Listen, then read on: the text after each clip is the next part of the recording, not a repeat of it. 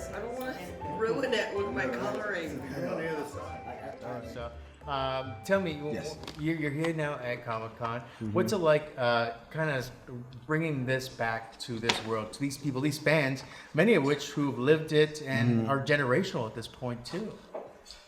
I mean, I'm very excited for everybody to see the new episodes that we've done, but especially the original fans. Okay, I think they're gonna look at it and say, whatever it was that made the original special to them, nostalgia, the sweetness of the characters, the small stories, how much they related to the characters, I think they're gonna see that there. It's gonna be like, oh, those are the characters we know. And I think they're also gonna be happy that we've now put them in the present day and wrapped like this blanket of relevancy around them now. So it feels like, you know, a show they wanna revisit again in a new way. So I'm excited about that. Coming back to these characters who have not only defined a generation, but also came back in such interesting social media ways. I mean, That's My Purse became such a crazy thing. I mean, when did someone first come to you and say, that's my purse, and that just started, you're like, this is a thing, yeah. Well, you, through the years, I don't get recognized, but if I talk, and people know, they're like, wait a minute. You know, That's funny. It would make me feel really happy that people who would recognize me as Bobby. That, you know, that just is the most special thing when people go, I love Bobby Hill. And you know, they love this world and these characters. And what I've come to see over the past few years is really that there's no demographic for King of the Hill. It's not just an American show. It's culturally, it's like across the boards. And I have fans who've reached out from India, Spain, Japan, Australia, Ireland. Japan, no. Say. Nice, say. A lot of fans of King of Hill in Japan, huh? Yeah. Maybe we should go to Comic-Con. Comic-Con in Japan, that makes sense. But it really, it's because the world is just, it has latched on to the way, the way people feel nostalgic about the show. But I think that this revival is so fresh because they just did a little sleight of hand, and it's very subtle and nuanced. And I think that was the perfect way to drop us into this world again. Now, more than anyone else, I mean, Bobby has moved forward in life too. Did you have a different feel or a different vocal tense when it comes to having an older Bobby? Yeah. In a sense? Did you work on that? How'd you feel? Why'd you find it? It's the same thing that I'm speaking to about the show, which is like there's a subtlety to doing it, so that you're not. Otherwise, it's just going to be like a machine. Or a different actor, so I wouldn't want to go that route. But yeah, and we were able to like find it, and I had a lot of conversations with Saladin and Greg and Mike about, you know, the perfect pocket for Bobby, and you know, we all just really wanted everybody to get the good juice of yore, but with a foot in the future and the present, rather. You know, when it comes to Peggy, I think she moved forward for the sign of the times. Like, she understands it. She's on board with the next generation and being part of that world too. So what did, you know, when you started to read or kind of go there, what did you think of her new outset on this new, more technological world? And she's more worldly now after going across, you know, so what do you think that changed in Peggy?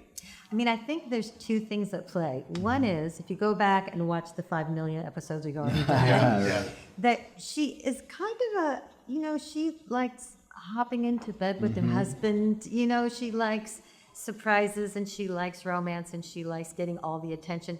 So she's not that different, but she is different from the trip she took. But now it's just all going through the whole Peggy thing with more experience. She's had more experience than just being in Arlen. But I feel like she's she's still Peggy. You So know, confident. Yeah. me or her.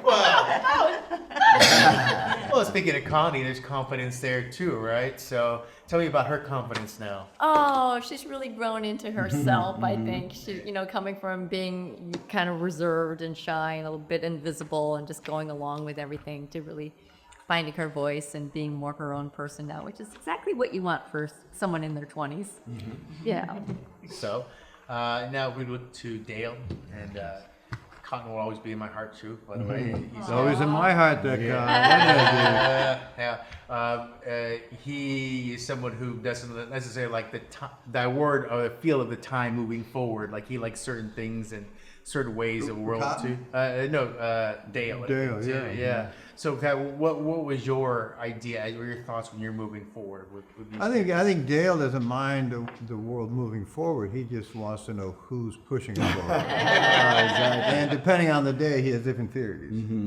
But I'm just trying to inhabit a little bit of what our friend Johnny Hardwick did so well for all those years, and not to change it at all, because that character is fantastic, and you can't come in and think, now I'm going to put my spin on that. It's an awful thing. That's like repainting a painting. You can't do that. You can model what that person did with that work, and then just try to inhabit that. So that's what I've been doing with Dale. and where do you how do you get to the fervor that Dale gets to? There's certain points where he just is full of beans, as they say. I guess, too, so. Well, if you knew me, it's not that much of a struggle. But I think in the same way, Johnny and I have a little bit of the same temperament in that way that we, depending on who was in the green room, we could both get outraged at what they were saying and talk politically with them. And Johnny was not a shy man when it came to politics. And I remember him and Phil Hendry would get into it now and again. It was pretty funny, but in a way, it wasn't awful combativeness, but it was those guys going at it. And I think that's right under, it's really right under the veil with Johnny. It was right beneath the still waters sometimes that there was that rascal that was there, and I think that's key into what Dale is, and I think I have some of that too. When it comes to moving forward, I feel like you guys are kind of going after new issues, new storylines too. The world has changed, and as opposed to other shows, I feel like you are changing and leaning into those things and those conversations too. What was that conversation like to get to that? So it was really important to me to really lean on Mike and Greg at the beginning in terms of, understanding the rules that they followed in the story breaking of the original, and when they would go there and when they wouldn't. And people always think about King of the Hill from the original in terms of social commentary, and the show did reflect society a lot. The show wasn't necessarily political, though. It more made cultural statements and commented on culture, both Texas culture and culture in the country, and parenting, culture about parenting and raising kids and things. So we kind of wanted to make sure we stayed there and didn't get pulled into being a late night talk show, right? So in as much as things still will always start with a small story that has to do with our characters and their relationships and dynamics and things like that, we can then see the world affecting them in those stories, from a cultural perspective, but not necessarily from commenting on politics. The show always, always occupied this kind of middle ground through Hank's lens. He was always the common sense middle ground. Respect each other, follow the rules, do what's right. If you want to change things, follow the rules to change, right? So we still wanted Hank to represent that common sense middle, but then have fun with the fact that where the middle is totally different now than when we were, revisiting the show in the past, because the extremes have moved so far, right? So that puts, in terms of storytelling, that puts your main character in a very good position to where he's not a fish out of water, but he has a change. So we get to see him try to figure out, what the new rules are and things like that. And that's where the commentary comes from, but it always will start with those small, relatable stories. And speaking of move forward with Hank too, how do you think Peggy and Hank's relationship has shifted in the sense that now, they're empty nesters and they move so forward much from sex. Yeah. So much sex. What's the process to get ready for that? Oh my God. We'll talk about it. I'm sorry, Kathy. I'm sorry. No. So yeah, what was their relationship moving forward, and now being here? Like I said, empty nesters calling on their son who's out and living his life too, kind of thing. So where do we find Peggy now, and the things that interest her and what she wants to be? One of the things I love the most about the writing of King of the Hill is that things change and they decide things, but they're never like textbook. She decides that she wants a real job at a place where she blah, blah, blah, which is, I'm a, raging feminist person, but I don't think that necessarily applies to Peggy, and I'm so grateful that they've built Peggy, but let her be who they built, which is still great and smart and fun and sexy and sometimes questioning, but not a lot. Right. She knows what she believes in. And so it's an easier hang with her, because she's just been Peggy and she will always But also, a lot of that strength of Peggy is a lot of the stuff is what you brought to it too from the beginning. No, I mean you really pushed them early on in a good way, in the right direction with Peggy. Great, yeah. Cool. The last thing I ask you is this: with Bobby now, he's grown up, he has a job, he has a future, but there's always that you're still a little bored when he comes home and deals with the parents too. So, what was your idea of his awkwardness level, or his way of being this new man? What I love about it is that you see he is really an amalgamation of his parents. You see Hank and Peggy in Bobby. And you always kind of did see that. I mean, Bobby was always just the most like free thinking, just like a radical, he was going to be the next Dalai Lama. Might I remind you, but I never thought of him like that. He was a little free thinker. Oh, he was a total free thinker, and he was just, living like a regular American childhood, dealing with, bullies and love and comparison and all of that. But now I love that, he is plying a trade that he loves, and he didn't go to college, which, I can relate to that. Like, I went for 5 minutes, and so did one of my daughters, and we're just not institutional people like that. So, Right.